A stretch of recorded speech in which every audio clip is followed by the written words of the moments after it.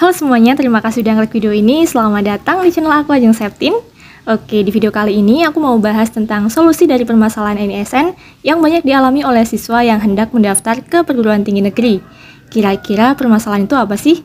Yakni tentang status NISN yang tidak aktif di satuan pendidikan. Aku tuh banyak dan sering banget dapat DM tentang permasalahan ini. Maka dari itu aku buat aja deh pembahasannya supaya kalian juga mendapatkan penjelasan yang jelas dan bisa mengambil langkah yang tepat. Untuk bisa mendaftar seleksi masuk perguruan tinggi, maka NISN kalian harus benar dan juga tidak bermasalah ya.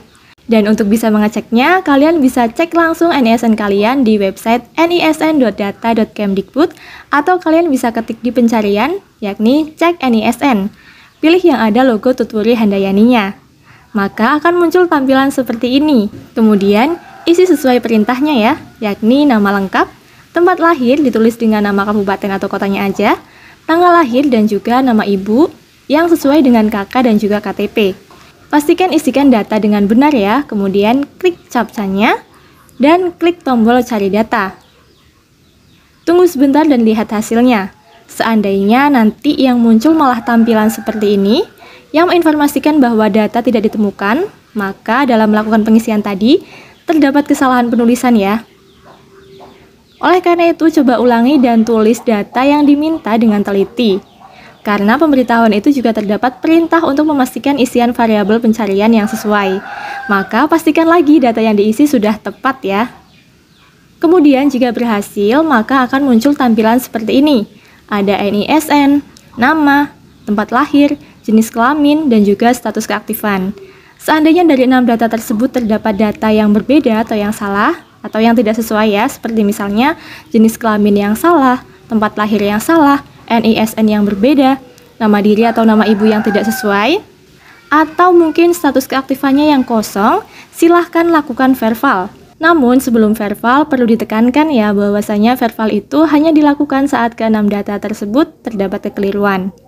Data yang sudah benar tidak perlu diverbal ya, karena jika sudah tepat tapi malah diverbal, maka data bisa berubah menjadi salah.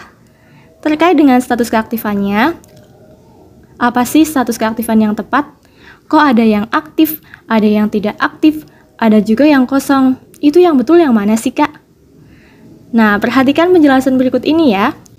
Jika kalian merupakan siswa aktif yang masih duduk di bangku kelas 1 SD sampai kelas 12 SMA atau sederajat, atau belum menerima ijazah SMA sederajat, maka status NISN yang tepat punya kalian adalah aktif. Dan jika statusnya tertulis tidak aktif atau kosong, maka segeralah lakukan verbal.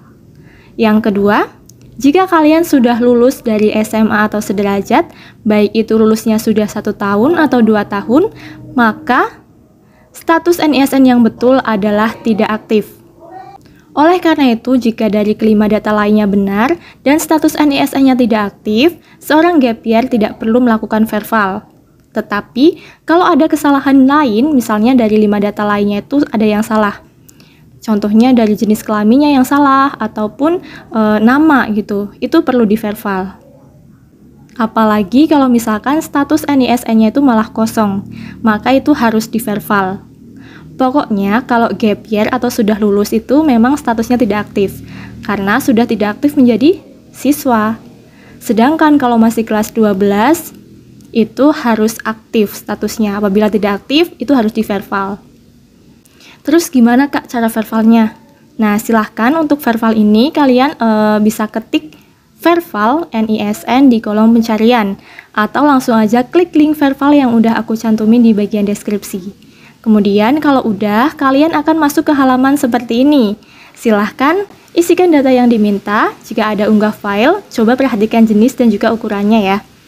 Kalau udah yakin isiannya semua tuh betul, silahkan klik ajukan. Nah, untuk mengecek status pengajuannya, silahkan klik garis 3 di pojok halaman. Oke, apakah kalian masih bingung? Kalau misalkan masih bingung, boleh tuliskan pertanyaannya di kolom komen ya, atau langsung DM aku ke IG ku juga nggak apa-apa. Mungkin itu saja yang dapat aku sampaikan di video kali ini, semoga bermanfaat.